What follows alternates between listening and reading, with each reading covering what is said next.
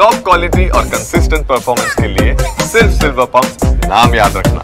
ಕರಾವಳಿಯ ಜೀವನಾಡಿ ಮೀನುಗಾರಿಕೆ ಈಗ ಸದ್ಯ ನಾಡದೋಣಿ ಮೀನುಗಾರಿಕೆ ಮತ್ತು ಸಾಂಪ್ರದಾಯಿಕ ಮೀನುಗಾರಿಕೆ ಏನು ಮಾಡ್ತಾರೆ ಅವರಿಗೆ ಸಾಕಷ್ಟು ಸಂಕಷ್ಟ ಎದುರಾಗಿರುವಂತದ್ದು, ಮೀನುಗಾರಿಕೆಗೆ ಸಾಕಷ್ಟು ಹೊಡೆತ ಕೂಡ ಬಿದ್ದಿರುವಂತದ್ದು. ಯಾಕೆ ಏನು ಎಂಬುದನ್ನ ಸ್ವತಃ ನಾಡದೋಣಿ ಮೀನುಗಾರಿಕೆಯನ್ನ ಮಾಡ್ತಿರುವಂತಹ ನಾಗೇಶ್ ಕಾರ್ವಿ ನಮ್ಮ ಜೊತೆ ಇದ್ದಾರೆ. ಅವರನ್ನ ಮಾತನಾಡಿಸ್ತಾ ಹೋಗುವ. ಯಾವ ರೀತಿಯ ಸಮಸ್ಯೆ ಆಗಿರುವಂತದ್ದು, ಯಾಕೆ ಈ ರೀತಿಯ ಮತ್ಸ್ಯೋದ್ಯಮ ಕುಸಿತ ಕಂಡಿರುವಂತದ್ದು ಅಂತ ಪ್ರಪ್ರಥಮವಾಗಿ ನಾವು TV9 ಅಭಿನಂದಿಸ್ತೇನೆ. ಈ ಮಧ್ಯರಾತ್ರಿಯಲ್ಲಿ ಆಳ ಸಮುದ್ರದಲ್ಲಿ ನಡೆಯುವಂತ ಅಕ್ರಮವಾದ ಮೀನುಗಾರಿಕೆಯನ್ನ ಇದು ನೋಡ್ಲಿಕ್ಕೆ ಸ್ವತಃ TV9 ತಂಡವೊಂದು ಬಂದಿದೆ. ಪ್ರಪ್ರಥಮವಾಗಿ ಅವರಿಗೆ ಅಭಿನಂದಿಸ್ತೇನೆ. ಇದು ನಾನು ಎಷ್ಟೋ 14 ವರ್ಷಗಳಿಂದ ಈ ಮೀನುಗಾರಿಕಾ ಹೋರಾಟವನ್ನು ನಡೆಸ್ತಾ ಬರ್ತೀವಿ. ಅಕ್ರಮವಾದ ಮೀನುಗಾರಿಕೆ ಪ್ರಪ್ರಥಮವಾಗಿ ಬುಲ್ ಟ್ರಾಲ್ ಎಂಬ ಮಾರಕವಾದ ಮೀನುಗಾರಿಕೆ ಇದ್ದಿತ್ತು. ಆ ನಂತರ ಇದು ಬುಲ್ ಟ್ರಾಲ್ ಇದು ಲೈಟ್ ಫಿಶಿಂಗ್ ಮಾರಕವಾದ.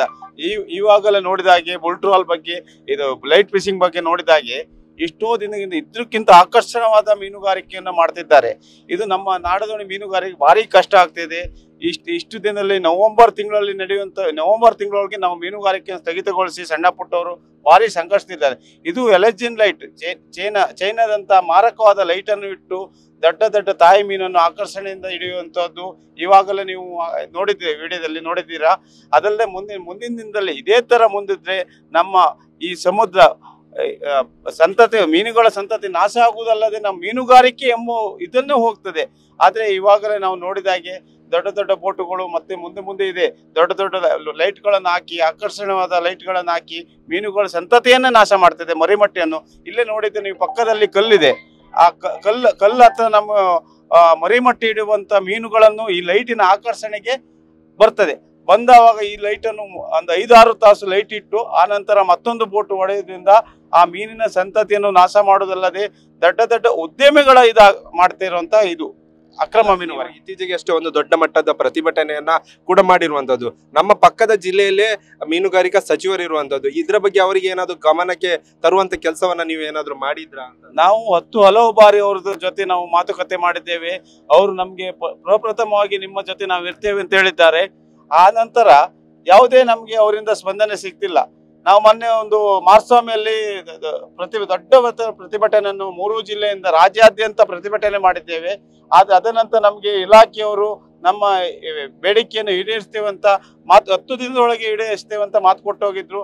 ಆದ್ರೆ ಯಾವುದೇ ಸರ್ಕಾರವಾಗ್ಲಿ, ಇಲಾಖೆ ಆಗ್ಲಿ, ಮೀನುಗಾರ ಸಚಿವರಾಗ್ಲಿ ಇಷ್ಟ ತನಕ ನಮ್ಮ ಪರವಾಗಿ ನಿಲ್ಲಿಲ್ಲ. ಈ ಉದ್ಯಮ ಪರವಾಗಿ ನಿಲ್ತಿದ್ರು ಯಾಕಂತ ಅರ್ಥ ಆಗ್ತಿಲ್ಲ.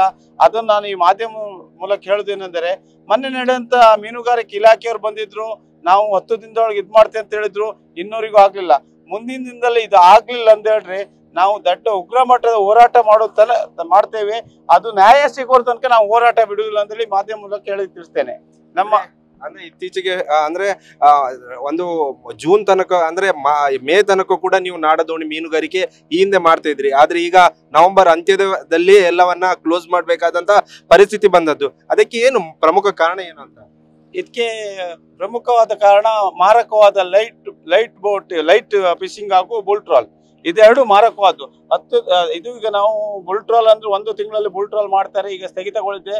ಈಗ ಲೈಟ್ ಫಿಶಿಂಗ್ ಇಂದಿನ ದಿನಗಳಲ್ಲಿ ಒಂದು 16 ವರ್ಷ ಹಿಂದೆ ನವೆಂಬರ್ ಅಲ್ಲ ಸೆಪ್ಟೆಂಬರ್ ತನಕ ನಾವು ಸೆಪ್ಟೆಂಬರ್ ಸ್ಟಾರ್ಟ್ ಆಗಿದ್ದ ಫಿಶಿಂಗ್ ಅನ್ನು ಮೇ ತನಕ ಇರ್ತಿತ್ತು.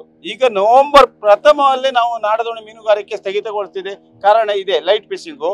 ಈ ಲೈಟ್ ಫಿಶಿಂಗ್ ಹಾಕೋದ್ರಿಂದ ನಮಗೂ ಪ್ರಪ್ರಥಮವಾಗಿ ಇವರು ಫೆಬ್ರವರಿ ತಿಂಗಳ ನಂತರ ಹಾಕ್ತಿದ್ರು. ಇವಾಗ ನವೆಂಬರ್ ತಿಂಗಳಲ್ಲೇ ಲೈಟ್ ಹಾಕ್ಲಿಕ್ಕೆ ಶುರು ಮಾಡಿದ್ದಾರೆ. ಇದು ನಮ್ಮ ದುರಂತ. ನಮಗೆ ಪಕ್ಕದ ಜಿಲ್ಲೆಯಲ್ಲಿ ಮಿನಿಸ್ಟರ್ ಇದ್ರು, ನೀವು ಹೇಳಿದಾಗೆ ಮಿನಿಸ್ಟರ್ ಇದ್ದಾರೆ. ನಾವು ಅವ್ರ ಮೇಲೆ ಬರವಾದ ನಂಬಿಕೆ ಇಟ್ಟಿತ್ತು, ಇದಕ್ಕೆಲ್ಲ ಅಕ್ರಮಕ್ಕೆ ತಡೆ ಹಿಡಿತಾರೆ ಅಂತ. ಅವ್ರು ಯಾಕೆ ಮೌನವಾಗಿದ್ರು ಅಂತ ನಮಗೂ ಅರ್ಥ ಆಗ್ತಿಲ್ಲ. ನಾವೀಗ ಮಾಧ್ಯಮದಲ್ಲಿ ಹೇಳುದಂತೆ ಬಡ ಮೀನುಗಾರರನ್ನು ರಕ್ಷಿಸಬೇಕಾದ್ದು ನಮ್ಮ ಸರ್ಕಾರ, ನಮ್ಮ ಮಿನಿಸ್ಟರ್ ಕರ್ತವ್ಯ ಆಗಿತ್ತು. ಅದರಿಂದ ನಾನು ಅವ್ರು ಹೇಳುದಂದ್ರೆ ಈ ತರ ಆದ್ರೆ ನವೆಂಬರ್ ಪ್ರಥಮ ಅಲ್ಲ, ಇನ್ನೇ ನಮ್ಮ ಮೀನುಗಾರಿಕೆನೇ ಇಲ್ಲ ಎಂಬ ಪದ್ಧತಿ ಬರುವ ಸಾಧ್ಯತೆ ಇದೆ. ಈಗಾಗಲೇ ನಮ್ಮ ಮೀನುಗಾರಿಕೆ ಇಲಾಖೆಯವರು ಮಂಗಳೂರಿನ ಮೀನುಗಾರಿಕಾ ಕಾಲೇಜ್ನಲ್ಲಿ ನಾವು ಒಂದು ಅಧ್ಯಯನ ಮಾಡಿದವಾಗ ಇದೇ ತರ ಆದ್ರೆ ಅವರು ಒಂದು ರಿಪೋರ್ಟ್ ಕೊಟ್ಟಿದ್ರು. ಮುಂದಿನ ದಿನದಲ್ಲಿ ಮರಿಮಟ್ಟೆ ಎಲ್ಲ ನಾಶ ಆಗ್ತದೆ. ಲೈಟ್ ಮತ್ತು ಬುಲ್ ಟ್ರಾಲ್ ಇದೆರಡು ದೊಡ್ಡ ಮಾರಕವಾದ ಫಿಶಿಂಗ್. ಅವರು ನೈಜವಾದ ಮೀನುಗಾರಿಕೆ ಮಾಡ್ರೆ ಯಾರು ಅಭ್ಯಂತರ ಇಲ್ಲ ಅಂತ ನಾನು ಹೇಳ್ತೇನೆ. ಇದಿಷ್ಟು ಸಾಂಪ್ರದಾಯಿಕ ಮತ್ತು ನಾಡದೋಣಿ ಮೀನುಗಾರಿಕೆಯನ್ನು ಮಾಡ್ತಾರೆ ಅವರ ಮಾತಾಗಿರುವಂತದ್ದು. ಸದ್ಯ ಟಿವಿ9 ತಂಡವನ್ನು ಕೂಡ ಈಗ ಆಳ ಸಮುದ್ರಕ್ಕೆ ಈ ನಾಡದೋಣಿ ಮೀನುಗಾರರು ಮತ್ತು ಮೀನುಗಾರಿಕೆಯನ್ನು ಮಾಡ್ತಾರೆ ಅವರು ನಮ್ಮನ್ನ ಕರೆದುಕೊಂಡು ಹೋಗ್ತಾ ಇದ್ದಾರೆ. ಅಲ್ಲಿ ಯಾವ ರೀತಿಯ ಚಿತ್ರಣ ಸಿಗುತ್ತೆ, ಯಾವ ರೀತಿಯಾಗಿ ಅವೈಜ್ಞಾನಿಕವಾಗಿ ಮೀನುಗಾರಿಕೆ ನಡೆಯುತ್ತೆ ಎಂಬುದನ್ನು ಕೂಡ ಟಿವಿ9 ಎಲ್ಲ ಒಂದು ವೀಕ್ಷಕರಿಗೂ ಕೂಡ ತೋರಿಸುವಂತ ಕೆಲಸಕ್ಕೆ ನಾವು ಮುಂದಾಗ್ತೇವೆ. ಮುಂದಿನ ಅಂದ್ರೆ ಕೆಲವೇ ಕ್ಷಣಗಳಲ್ಲಿ ಆ ಒಂದು ಸ್ಥಳಕ್ಕೆ ಕೂಡ ನಾವು ತಲುಪಲಿದ್ದೇವೆ. ಅಲ್ಲಿ ಯಾವ ರೀತಿಯಾಗಿ ಅವೈಜ್ಞಾನಿಕ ಮೀನುಗಾರಿಕೆ ನಡೆಯುತ್ತೆ ಎಂಬುದನ್ನ ನಾವು ತೋರಿಸುವಂತ ಕೆಲಸಕ್ಕೆ ಮುಂದಾಗ್ತೇವೆ. ಕ್ಯಾಮರಾಮನ್ ರಾಮ್ ಜೊತೆ ಪ್ರಜ್ವಲ್ ಅಮೀನ್, ಟಿವಿ9 ಉಡುಪಿ.